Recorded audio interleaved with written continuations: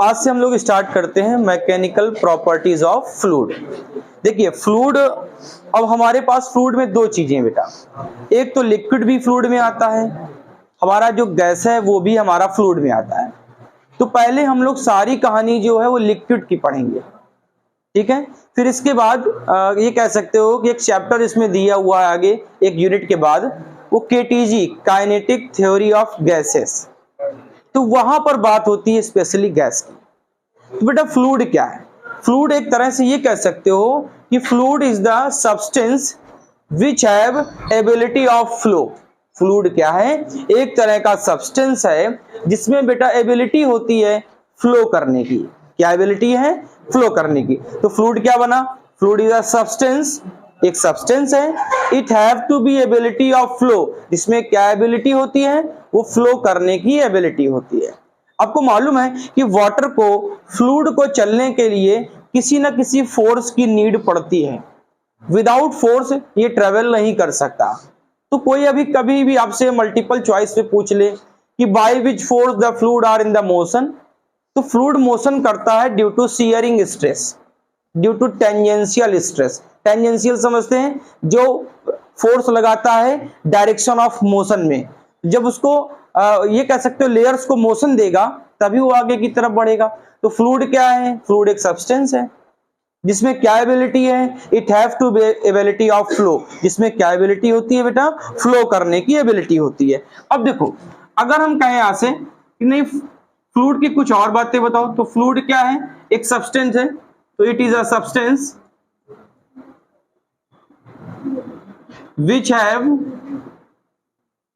which have ability to flow,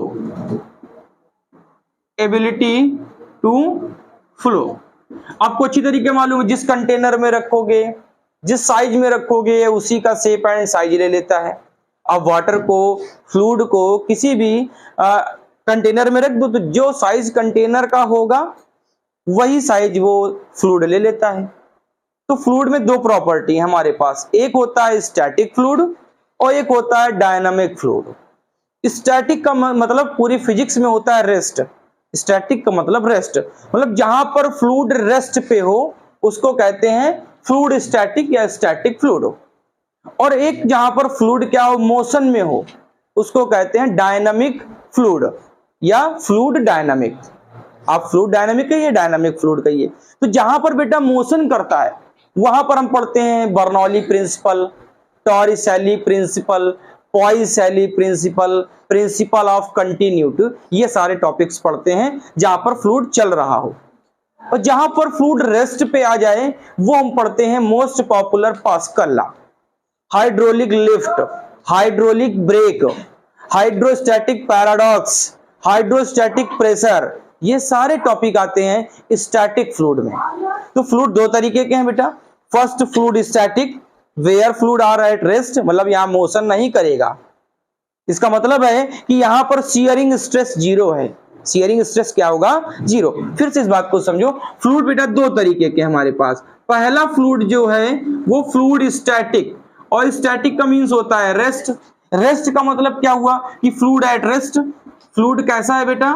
at rest. तो हम ये कह सकते हैं यहां पर जो टेंजेंशियल स्ट्रेस था, जो टेंजेंशियल स्ट्रेस था बेटा, वो क्या है? जीरो। तभी तो नहीं है, इसीलिए तो नहीं चल रहा है, कोई फोर्स लगी नहीं रही इसको आगे बढ़ाने के लिए, तो ये चलेगा ही नहीं। यहां पर हम क्या पढ़ेंगे? मोस्ट पॉपुलर पास्कल लॉ, ठीक है, पास्कल लॉ, और जितने भी हो सकते हैं वेरिएशन वो आगे बात करेंगे।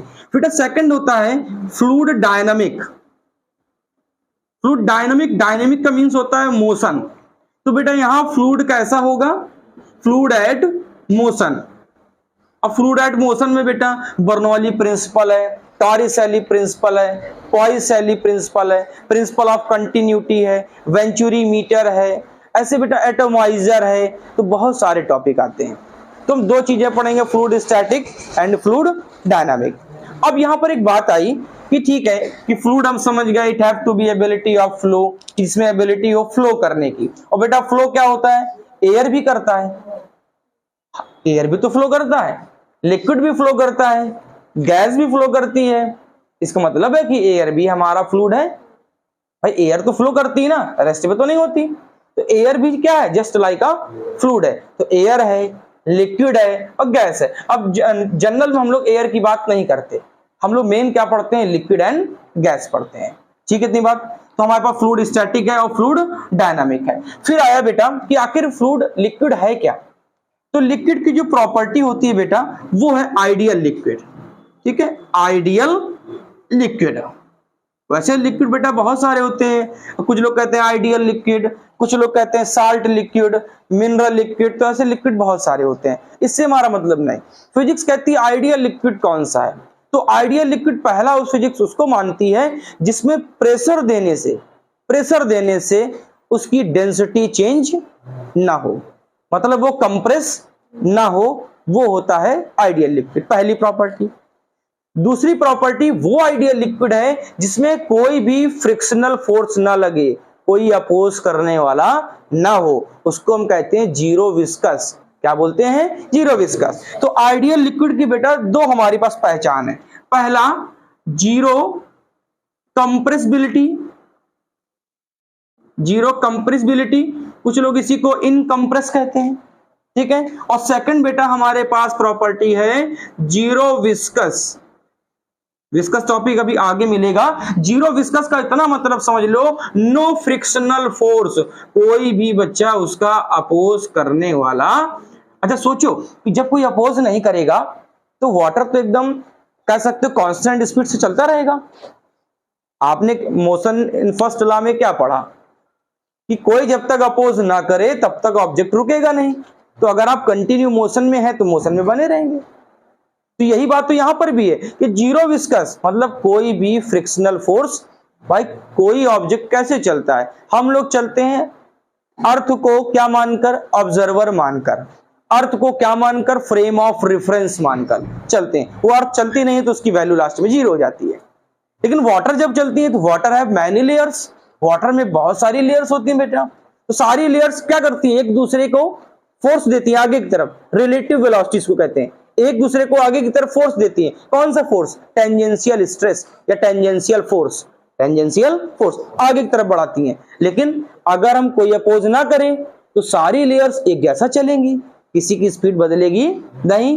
वो अगर फ्रिक्शन फोर्स लग गया तो पता चला नीचे वाली लेयर की स्पीड बहुत कम है और ऊपर वाली लेयर की स्पीड उतनी ज्यादा है, क्योंकि एक दूसरे को धक्का देती रहेंगी तो सबसे ऊपर वाली की स्पीड सबसे ज्यादा हो जाएगी। तो हम मान के चलेंगे पूरे आइडियल लिक्विड में नो फ्रिक्शनल फोर्स, अपोज करने वाला कोई नहीं है। ठीक है, कोई भी यहां पर फ्रिक्शनल फोर्स नहीं, उसी को हम क्या कहते हैं, जीरो विस्कस। जीरो विस्कस, कुछ लोग और भी बोल देते हैं इसको जीरो विस्कोसिटी, इनविस्कस, नॉन विस्कस, ये सब बातें की है। जीरो कंप्रेसिबिलिटी का मतलब डेंसिटी चेंज नहीं होनी चाहिए। आपने वाटर को दबाया और वाटर की डेंसिटी बदल गई तो वो आइडियल नहीं होगा, तो उसकी डेंसिटी चेंज नहीं होनी चाहिए। तो बेटा जीरो कंप्रेसिबिलिटी का मतलब डेंसिटी कांस्टेंट, डेंसिटी। इसका दूसरा मतलब हुआ कि वो कंप्रेस नहीं होना चाहिए, वॉल्यूम में चेंजमेंट नहीं होना चाहिए। जीरो कंप्रेसिबिलिटी का फर्स्ट मींस कि वो कंप्रेस नहीं होना चाहिए, कंप्रेस का मींस वॉल्यूम चेंज नहीं होना चाहिए। दूसरी बात, इसी को हम ये समझा सकते हैं कि डेंसिटी चेंज नहीं होनी चाहिए। अगर डेंसिटी चेंज हो गई तो आइडियल लिक्विड नहीं होगा। तो आइडियल लिक्विड की पहचान दो है हमारे पास, जीरो कंप्रेसिबिलिटी और बेटा जीरो विस्कस। जीरो विस्कस का मींस नो फ्रिक्शनल फोर्स। एक और होती है नो एंगुलर वेलोसिटी। वाटर के पार्टिकल जो है, पार्टिकल वो रोटेशन में एंगुलर वेलोसिटी ना हो, मतलब अगर वो इस तरीके घूमने लगे एडी फॉर्म में, तो एडी फॉर्म में घूमेंगे तो आइडियल लिक्विड नहीं होगा। तो थर्ड एक और होता है कि जो एंगुलर वेलोसिटी वो कितनी होनी चाहिए, जीरो। तो तीसरा भी बेटा होता है, चाहो तो आप थर्ड तीसरा भी बना सकते हो, उसको क्या कहते हैं, जीरो या constant angular velocity. Water particles में बेटा एंगुलर वेलोसिटी नहीं होनी चाहिए। तो ये तीन प्रॉपर्टी है, ये दो सबसे ज्यादा मेन है, zero compressibility and zero viscous. Zero viscous को नॉन विस्कस भी कहते हैं और जीरो कंप्रेसिबिलिटी को बेटा क्या कहते हैं, इनकंप्रेस भी कहते हैं। क्या कहते हैं, इनकंप्रेस। फ्लूइड क्या है, जिसमें एबिलिटी हो फ्लो करने की, वो फ्लूइड है। फ्लूइड को जिस कंटेनर में रखोगे बेटा उसी का शेप एंड साइज ले लेगा, जिस कंटेनर में रखोगे उसी का शेप एंड साइज ले लेगा। फ्लूइड में लिक्विड भी है, फ्लूइड में गैसेस भी हैं, फ्लूइड में हमारा एयर भी आता है। तो हम मेनली क्या पढ़ेंगे यहाँ पर, लिक्विड के बारे में बात करेंगे। ठीक है, पहले इतना नोट कर लें।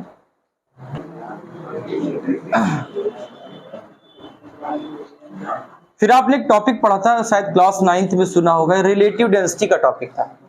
ठीक है, वैसे इसके बारे में ज्यादा बात तो नहीं करनी है, लेकिन फॉर्मूला देख लीजिए। रिलेटिव डेंसिटी, बेटा रिलेटिव डेंसिटी क्या होती है? The density of substance to the density of water at 4 degree Celsius. बड़ा ही पॉपुलर क्वेश्चन है, छोटे मोटे एग्जाम में पूछ लिया जाता है कि वाटर की डेंसिटी कितनी होती है, सबको मालूम है 1000 kg पर मीटर क्यूब या 10 की पावर 3। सबसे ज्यादा कब होती है? At 4 degree Celsius. मतलब वाटर की डेंसिटी मैक्सिमम होती है किसमें बेटा? 4 में। अच्छा थोड़ा सा दिमाग लगाओ, वाटर की डेंसिटी ज्यादा होती है 4 डिग्री सेल्सियस पर, तो इसका मतलब 4 डिग्री सेल्सियस पर कोई ना कोई तो मिनिमम होगा। मिनिमम कौन होगा? आपने बता दिया कि 4 डिग्री सेल्सियस पर डेंसिटी सबसे ज्यादा है, तो मिनिमम कौन है? वॉल्यूम। वॉल्यूम 4 डिग्री सेल्सियस पर सबसे कम होता है, और जैसे ही 4 डिग्री सेल्सियस पर आओगे उसमें डेंसिटी सबसे ज्यादा होती है। ये एक एमसीक्यू का क्वेश्चन है। तो बेटा रिलेटिव डेंसिटी क्या बनी? रिलेटिव डेंसिटी इसको हम लिख देते हैं आरडी। आरडी इक्वल होता है बेटा density of substance upon density of water at 4 degree Celsius. 4 degree Celsius के लिए मतलब समझ गए? कभी कभी आपने सुना है ना कि जैसे सी सरफेस होता है या लेक झील होती है, ऊपर का पानी तो बर्फ बन जाता है लेकिन नीचे नहीं बनता। ये यही कॉन्सेप्ट वर्क करता है, क्योंकि जो वॉल्यूम है मिनिमम हो गया ऊपर की सरफेस का, तो वहां पर डेंसिटी सबसे ज्यादा हो जाती है। तो रिलेटिव डेंसिटी क्या है? Density of substance upon density of water at 4 degree Celsius. आप जानते हैं बेटा 4 डिग्री सेल्सियस पर वाटर की डेंसिटी सबको मालूम होगी। रो वाटर की कितने बच्चा? 1000 kg पर मीटर क्यूब होती है। ठीक, एक फॉर्मूला और होता है इसका। मान लो ये ना दे, ये सब चीजें ना दे और कह दे कि एक ऑब्जेक्ट है जिसका एयर में वेट इतना है और लिक्विड में जाते ही उसका वेट कम हो गया। मान लो मैंने कहा एक लेटा बॉल जिसका वेट 10 न्यूटन है या मास 10 kg है और लिक्विड में जाते ही उसको फील हो रहा है 8 kg। लिक्विड में जाते ही कितना फील हो रहा? 8 kg। तो उस समय रिलेटिव डेंसिटी कैसे निकालोगे? तो उसका फॉर्मूला है बच्चा क्या? Relative density equal weight of object, weight of object in air, कहां पर? एयर में, upon change of weight of object in air and water. Air and water, weight of object कहां पर? एयर में। तो क्या मैं इसको ऐसे लिख दूं? WA वेट एयर में। फिर जो चेंज करो तो आपको मालूम है जब आप लिक्विड में जाते हैं तो आपको अपना वेट मास कम फील होता है, तो कितना चेंज हुआ? तो WA माइनस WG, वाटर जी न लो, वाटर है लिक्विड लिख दूं, liquid. Weight of air upon weight of air minus weight in liquid. बेटा ये भी फॉर्मूला होता है रिलेटिव डेंसिटी का। ठीक है, तो रिलेटिव डेंसिटी क्या है? Density of substance upon density of water at 4 degree Celsius. जैसे मैंने आपसे कहा मरकरी की रिलेटिव डेंसिटी 13.6 है। मरकरी की रिलेटिव डेंसिटी 13.6 है। तो जरा से उसकी डेंसिटी बताइए।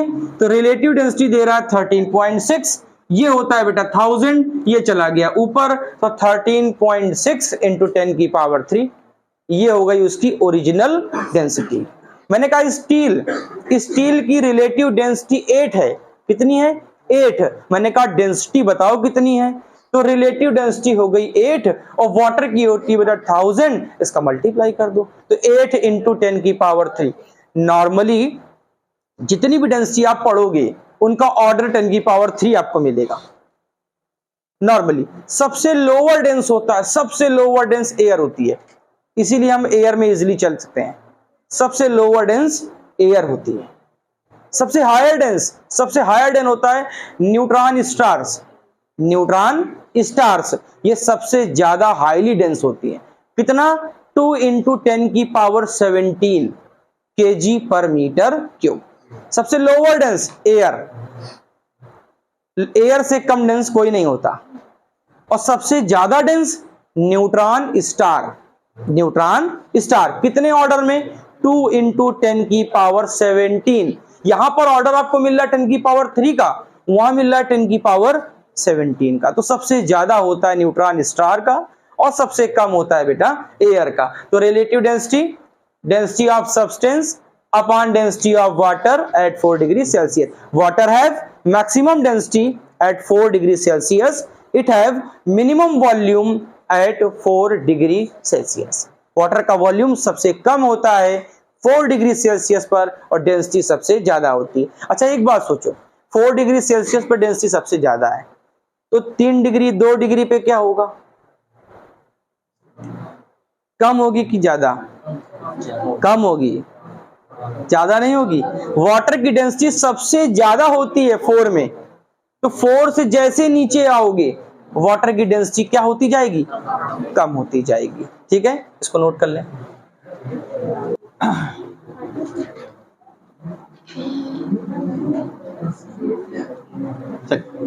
अब नेक्स्ट हेडिंग है थ्रस्ट। वैसे ये भी टॉपिक आपका 9th क्लास का, लेकिन थोड़ा सा समझ लो क्या है बेटा। मान लो थोड़ी देर के लिए एक ऑब्जेक्ट आपने लिक्विड में लिया, ये लिक्विड यहां भरा हुआ है और यहां पर बेटा एक आपने ऑब्जेक्ट रखा, ये एक ऑब्जेक्ट रखा। ठीक, अच्छा सोचो, थोड़ा सा दिमाग लगाओ। फ्लूइड क्या करता है? प्रेशर लगाता है, फोर्स लगाता है। ठीक, थ्रस्ट वो है, सबको पता है कि फोर्स चारों तरफ से लग रहा है, लेकिन जब सारे फोर्स की डायरेक्शन लेट मैं एक मान लूं, वो भी कहां पर? Perpendicular downward. कहां पे मान लूं? उसी को कहते हैं थ्रस्ट। जैसे इस पे फोर्स चारों तरफ से लग रहा है, ठीक है। अब चारों तरफ से फोर्स लगा, लेकिन डिफाइन कैसे करेंगे? क्योंकि सारी जगह कंपोनेंट अलग अलग हो जाते हैं।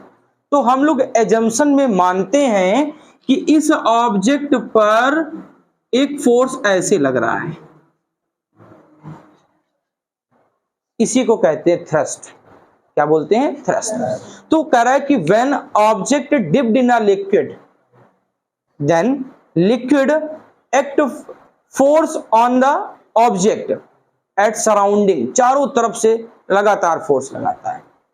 When all forces direction in particular one कहां पर हो जाए? डाउनवर्ड, उसी को बोलते हैं थ्रस्ट। जब सारे फोर्स की डायरेक्शन कहां हो जाए?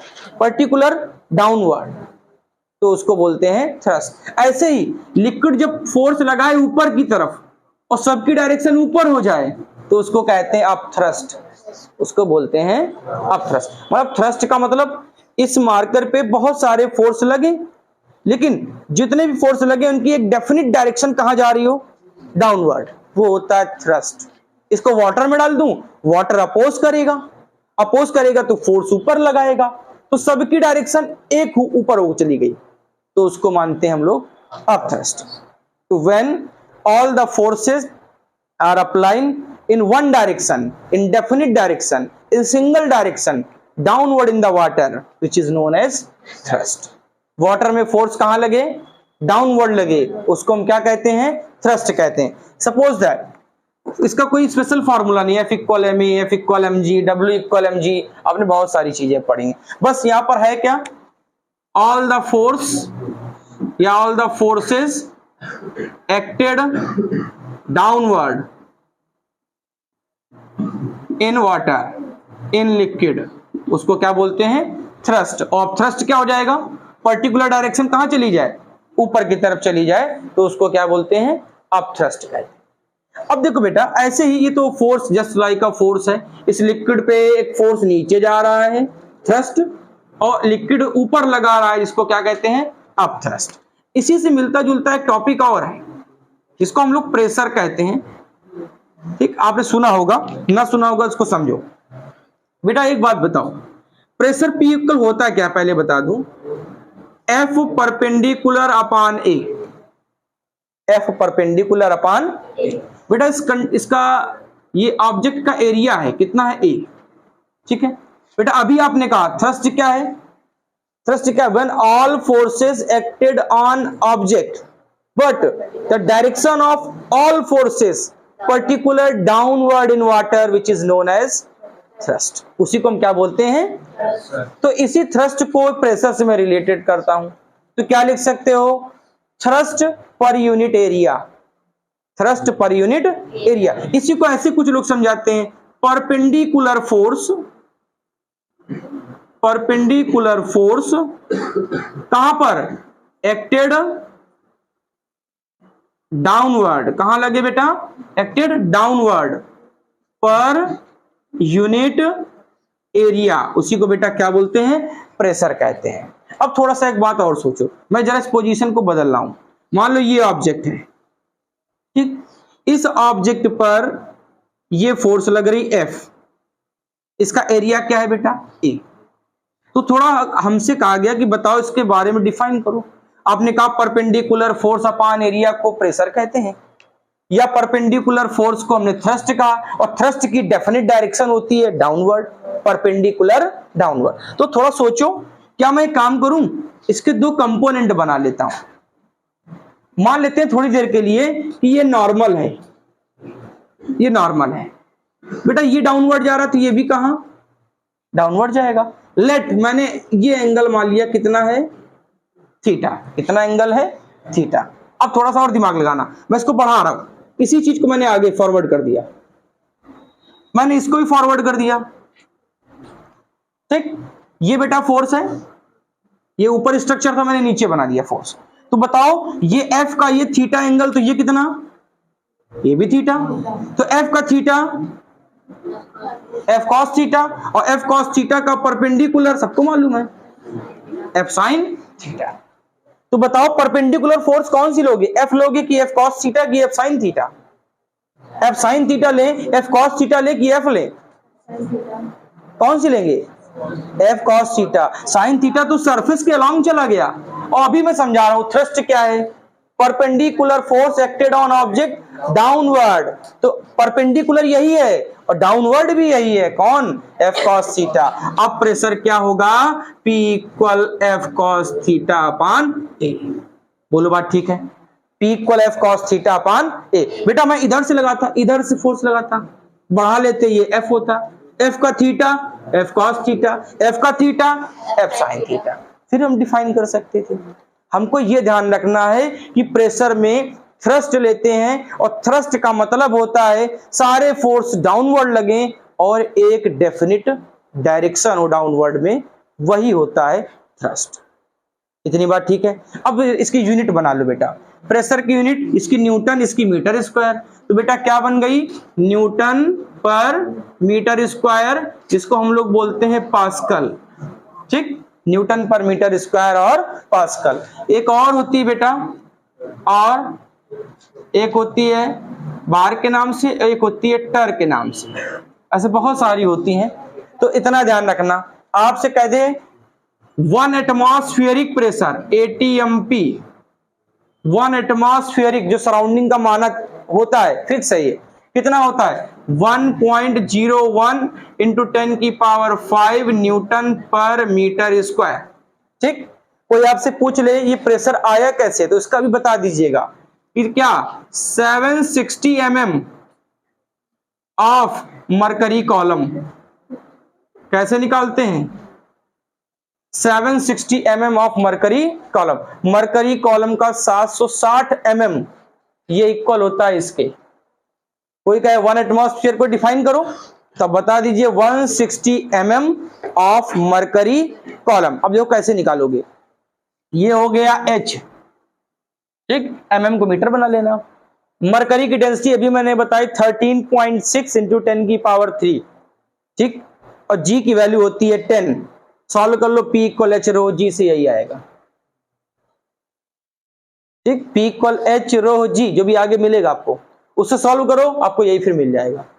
तो कोई पूछे 1 एटमॉस्फेयर क्या, डिफाइन करो, तो 1 atmosphere is the pressure of surrounding which is equal to the 760 mm of mercury column। ये मरकरी कॉलम के कितने के बराबर, 760 mm।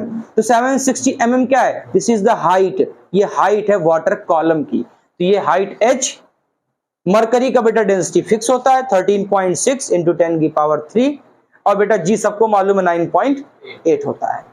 तो अब ये किसके इक्वल हो जाएगा, 1 एटमॉस्फेयर के। इतनी बात ठीक है।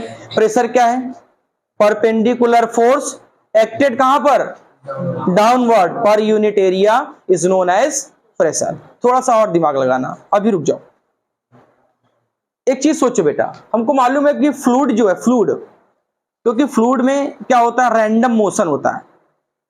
फ्लूइड के जो पार्टिकल होते हैं वो सारे बेटा रैंडम मोशन करते हैं। आपने देखा होगा फ्लूइड का मींस लिक्विड है, लिक्विड को किसी बकेट में रख लीजिए और थोड़ा सा फोर्स लगा दीजिए उसमें, तो क्या आपने ऐसा कभी देखा है कि नहीं वो डेफिनिट डायरेक्शन में एकदम इक्विलिब्रियम में हो, कभी ऊपर कभी नीचे कभी ऊपर, क्यों, क्योंकि फ्लूइड में होता है रैंडम मोशन, सडनली, अचानक। अगर कोई ऑब्जेक्ट को फ्लूइड में डाल दो तो फ्लूइड के सारे पार्टिकल कर रहे हैं मोशन, तो आप पे क्या कराएंगे, लगाएंगे अंदर की तरफ फोर्स लगाएंगे, तो फोर्स लगाएंगे तो आपका साइज जो है वो कम होता है। इस बात को हमने पढ़ा था वॉल्यूम स्ट्रेन में, वॉल्यूम स्ट्रेन में, मतलब fluid have also pressure which is known as fluid pressure. Fluid में जो प्रेशर होता है due to random motion of particle, particle के रैंडम मोशन की वजह से, उसको हम कहते हैं फ्लूइड प्रेशर। क्या बोलते हैं, फ्लूइड प्रेशर। तो ये ऑब्जेक्ट जो अंदर गया इसमें चारों तरफ से फ्लूइड फोर्स लगाता है, लेकिन ध्यान रखिएगा कहां लगाता है, perpendicular to the surface of object. ये याद रखिएगा, जो फ्लूइड प्रेशर क्रिएट करता है, फ्लूइड क्या देता है बेटा, act force on object, object पर फोर्स देता है, कहां देता है, perpendicular to surface of object, object के बेटा सरफेस पर। मान लो ये फ्लूइड है, यहां पे फ्लूइड भरा हुआ है, यहां पर बेटा हमने एक ऑब्जेक्ट रखा, ये ऑब्जेक्ट, ठीक। अब ये मत कहना कि फोर्स कहां, तो इस सरफेस के परपेंडिकुलर, कैसे, चारों तरफ से, चारों तरफ से।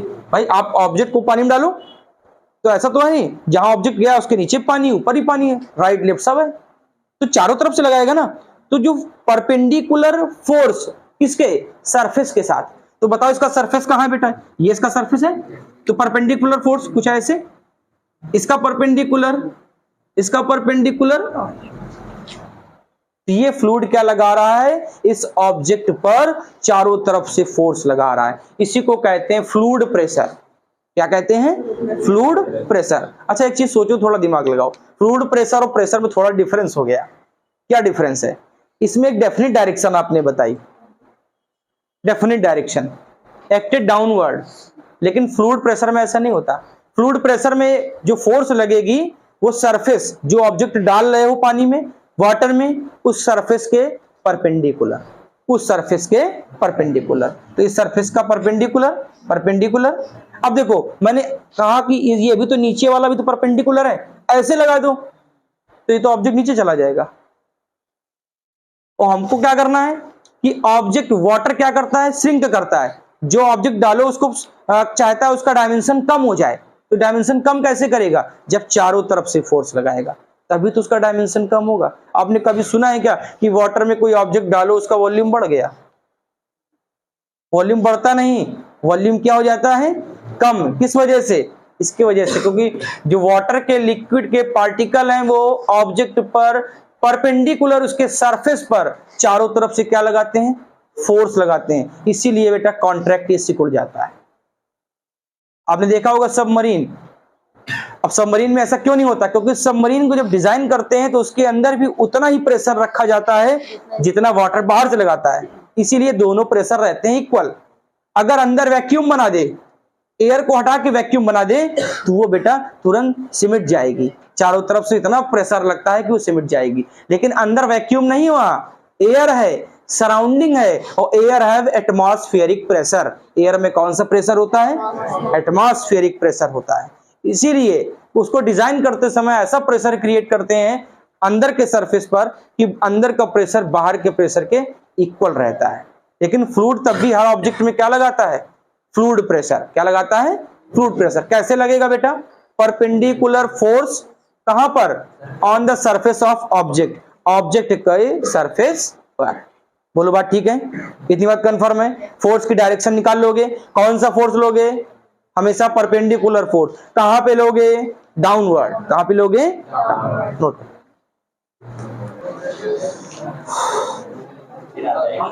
देखिए एग्जांपल करते हैं। कह रहा बेटा the two thick bones each of cross section area. बेटा दो बोन्स दे रहा है, उसमें each of cross section area, एक का एरिया दे रहा है 10 सेंटीमीटर स्क्वायर। तो बेटा एरिया ए गिवन है 10 सेंटीमीटर स्क्वायर, चेंज कर लो तो 10 इंटू 10 की power -4 metre square. Supported the upper part of human body, human body के ऊपरी वाले हिस्से को सपोर्ट देता है, ऑफ 40 kg मास, जिसका मास कितना है बेटा? m 40 kg है। कह रहा estimate the average pressure sustained by the bones. बताइए कितना एवरेज प्रेशर लगा? तो बेटा P equal F upon A, लेकिन मैं बेटा A की जगह क्या 2A लिख दूं? दो बोन्स बोला ना, और एरिया एक का दिया है तो इंटू 2 करना पड़ेगा। क्या बेटा F इक्वल mg होता है? F इक्वल mg अपान 2A। बेटा m कितना? 40, g कितना? 10, 2 बेटा a हो गया, एक पावर कम कर लो, 10 की पावर -3, 2 से बेटा कितना? 20, ये बन गया 200, ये बन गया 200, -3 ऊपर गया +3, तो 200 इंटू 10 की पावर 3, तो आंसर आया 2 इंटू 10 की पावर 5 न्यूटन पर मीटर स्क्वायर।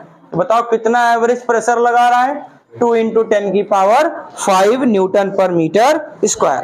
ऐसे ही एक सेकंड न्यूमेरिकल दे रहा है एनसीईआरटी का, उसको सुनिएगा ध्यान से। लिखा है बेटा the force on the needle is 1.2 newton. Force on the needle, needle दे रहा है बेटा F, कितना? 1.2 न्यूटन। अब करा the point has a circular cross section whose radius is 0.1 mm। बेटा रेडियस दे रहा है 0.1 mm। बेटा 1 mm को चेंज कर लो 10 की पावर -3 और एक इसका ले लो पॉइंट, तो सीधे सीधे लिख दो 10 की पावर -4 मीटर। इसको 10 की पावर -1, इसका 10 की पावर -3, -3 -1 -4। ठीक है। अब उसके बाद कह रहा है given the pressure in atmospheric, कह रहा प्रेशर को एटमॉस्फेयर में बताना है। ठीक है, तो कोई बात नहीं, तो हम क्या कर सकते हैं बेटा? फॉर्मूला आपको मालूम ही है, P equal F upon A। तो बेटा फोर्स इक्वल हो गया P इंटू A। बेटा P एरिया, एरिया नहीं दिया इसमें कि दिया है? एरिया दिया है? नहीं दिया, कोई बात नहीं। तो क्या करूं? सीधा सीधा एरिया क्या होता है? कौन सी नीडल दे रहा है? सर्कुलर, तो सर्कुलर का एरिया पाई आर स्क्वायर। बेटा पाई कितना? 3.14 और आर स्क्वायर 10 की पावर -4 का 2 टाइम्स, तो 10 की पावर -8। बेटा P कितना है? क्या P भी नहीं मालूम? क्या पूछ क्या रहा है? क्या पूछा था बेटा?